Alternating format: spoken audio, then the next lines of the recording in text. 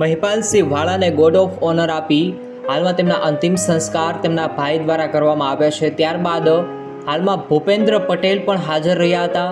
તેમના દ્વારા પણ તેમને શ્રદ્ધાંજલિ પાઠવવામાં આવી હતી અને ભગવાનને પ્રાર્થના કરવામાં આવી હતી, ભગવાન તેમની દિવ્ય આત્માને શાંતિ આપે। હાલમાં ભૂપેન્દ્ર પટેલનો પણ વિડીયો છે। પ્રેસ કોન્ફરન્સ દરમિયાન ભૂપેન્દ્ર પટેલે પણ ભગવાનને શાંતિ પાઠવે તે માટે પ્રાર્થના કરી છે।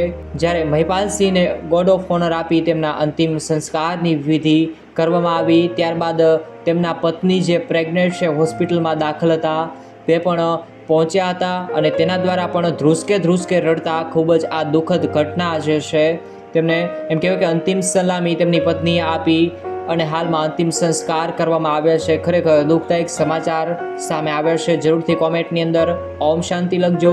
જરૂરથી મિત્રો કોમેન્ટની અંદર જય હિન્દ, વંદે માતરમ લખી નાખજો।